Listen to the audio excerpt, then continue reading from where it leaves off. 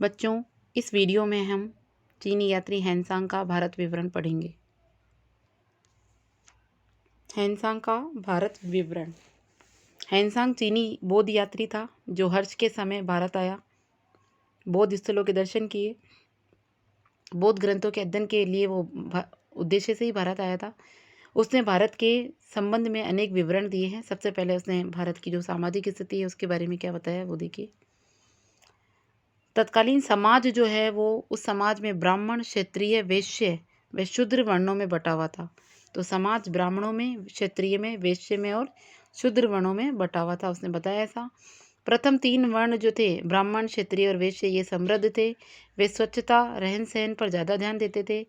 शूद्र जो है वो खेती और परिचर्या का कार्य करता था। शूद्र जो है वो चौथा है वर्ण और ये खेती और परिचर्या का कार्य करता था। समाज में शुद्ध भोजन, नैतिक चरित्र पर बल दिया जाता था। प्याज, लहसुन और मांस खाने वालों का निवास शहर से बाहर बताया कि जो प्याज खाते हैं, लहसुन खाते हैं, मांस खाते हैं, वो सब शहर से बाहर है और अंतर जातीय विवाह प्रतिबंधित थे।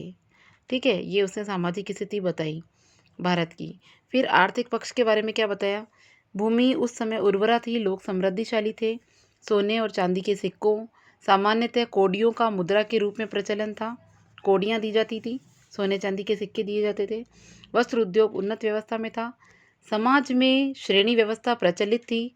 ताम्रलिप्त बंदरगाह आपने सुना ही है। ताम्रलिप्त बंदरगाह, भड़ोच बंदरगाह, पाटलिपुत्र आदि शहर व्यापारिक केंद्र थे। चीन, मध्य एशिया और पश्चिम से भारत के व्यापारिक संबंध थे।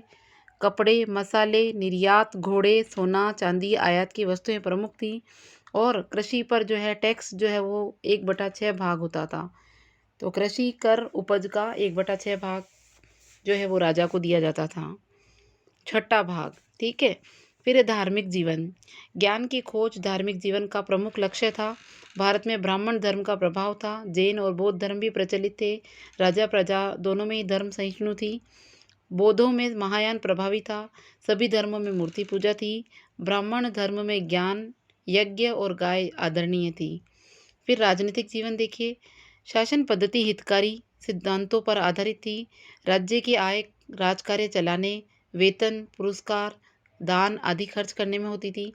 हर्ष की राज कार्यों में व्यक्तिगत रुचि थी। वो निरीक्षण यात्राएं खुद करता था। दंड नीति जो थी वो उदार थी। अपराध कम होते थे। कुछ अपराधों में कठोर सजा थी। हर्ष के पास एक बहुत बड़ी विशाल सेना थी। फिर शिक्षा के बारे में क्या बताया है हेनसांग ने। शिक्षा विहार और गुरुकुल में दी जाती थी। वेदों का पाठ मौखिक होता था। ब्राह्मी लिपि प्रचलित थी। शिक्षा में संस्कृत भाषा और वाद विवाद प्रचलित थे। नालंदा और वल्लभी शिक्षा के प्रमुख केंद्र थे। हर्ष का मूल्यांकन भी देखिए। आपने हर्ष को पढ़ लिया है तो इसका मूल्यांकन भी पढ़ लेते हैं हम। हर्ष पुष्यभूति वंश के शत्रुओं और हुणों का सामना, सामंतवाद को नियंत्रण करना, उत्तर भारत में एकता और कानून व्यवस्था स्थापित करना, अर्थव्यवस्था को अनुप्राणित करना, विदेशी व्यापार और प्रशासन को दक्ष और सक्षम एवं उत्तरदायित्व युक्त बनाना आदि अपने समय की समस्याओं व प्रवृत्तियों से पूर्ण रूप से भिन्न था। जानकार था इन सब चीज़ों से। हर्ष ने प्रमुख तत्कालीन समस्याओं का समाधान का अथक प्रयास किया। इस हेतु हर्ष ने बड़ी सेना का निर्माण किया, शत्रुओं का परास्त किया और उत्तर भारत को एकता के माध्यम में सूत्र में बांधा।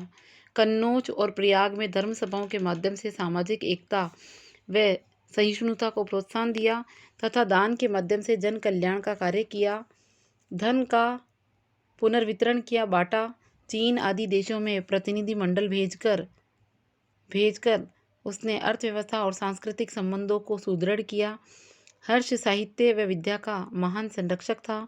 हर्ष के बारे में उसकी विशेषताएं पूछी जाती हैं, इसके ऊपर टिप्पणी पूछी जाएगी तो आपको जो लिखना है वो अब आप पढ़ेंगे। हर्ष एक महान सेनापति, कला और साहित्य का संरक्षक, कर्ण जैसा दानी सम्राट था। ये हर्ष की विशेषताएं हैं। क्वेश्चन आता है हर्ष एक महान सेनापति या सम्राट था, इसके बारे में लिखिए, तो आपको ये सारी विशेषताएं लिखनी है। युग की प्रवृत्तियों के अनुरूप अपनी नीतियों को ढालने का प्रयत्न किया। आजीवन लोक रंजन में संलग्न रहा। हर्ष स्वयं व्यक्तिगत रूप से शासन प्रबंध देखता था। जनहित उसके राज्य का मुख्य उद्देश्य था, जनता की भलाई करना। सामंतशाही शक्तियों के नियंत्रण के लिए उसने भ्रमण किया तथा केंद्रीय शासन को मजबूत किया। भ्रमण और दान के माध्यम से हर्ष ने ग्रामीण विकास को गति प्रदान की। दान के माध्यम से जनता से सीधा संपर्क स्थापित किया। इस प्रकार प्रत्यक्ष और परोक्ष रूप से हर्ष ने जन कल्याण और उत्पादन की शक्तियों को बढ़ावा दिया। हर्ष के समय तिब्बत, चीन और अन्य एशियाई देशों में भारतीय संस्कृति का प्रचार प्रसार हुआ। चीन में हर्ष ने प्रतिमंडल भेजा। हर्ष नालंदा विश्वविद्यालय का मुख्य संरक्षक था। 100 गांवों की जमीन दान में दी थी इसने। इसके अलावा वल्लभी जैसे अनेक गुरुकुल, आश्रम और शिक्षा के केंद्र हर्ष के समय विद्यमान थे। हर्ष की उपलब्धियां व्यापक और बहुआयामी थी। हर्षवर्धन 7वीं शताब्दी की भारतीय राजनीति का सबसे श्रेष्ठ नायक था। 7वीं शताब्दी का हर्ष एक श्रेष्ठ योद्धा, साम्राज्य निर्माता, कुशल प्रशासक, लोक कल्याणकारी और विद्यानुरागी शासन के रूप में सभी विद्वान उसकी प्रशंसा करते हैं। आर.एस. त्रिपाठी जो इतिहासकार है उसकी तुलना अशोक समुद्रगुप्त से करते थे। अतः हर्ष ने युग की धाराओं को बदलने का और नई प्रवृत्तियों को जन्म देने का प्रयास किया। आजीवन जन कल्याणकारी कार्यों में वो संलग्न रहा, लेकिन वह पूर्ण रूप से सफल नहीं हो पाया। उसका कारण था उसकी अयोग्यता नहीं थी, बल्कि ऐसी प्रवृत्तियों का उदय होना था जिनके उत्थान और पतन के लिए एकमात्र व्यक्ति या युग विशेष रूप से उत्तरदायी नहीं होता। इस प्रकार हर्ष अपने श्रेष्ठ कार्यों के कारण ही अंतिम हिंदू सम्राट कहा जाता है। हर्ष अपने श्रेष्ठ कार्यों के कारण ही अंतिम हिंदू सम्राट कहा जाता है। तो इस प्रकार आपने हर्ष के बारे में, उसकी विशेषताओं के बारे में, उसके शासनकाल के बारे में, उसके प्रबंधन के बारे में आपने हर्ष का मूल्यांकन पढ़ लिया है। और हेनसांग ने भारत ब्राह्मण के बाद भारत की क्या क्या स्थितियाँ बताई हैं वो भी हमने पढ़ी हैं। आप इसे और अच्छे से सुने, समझें और पढ़ें।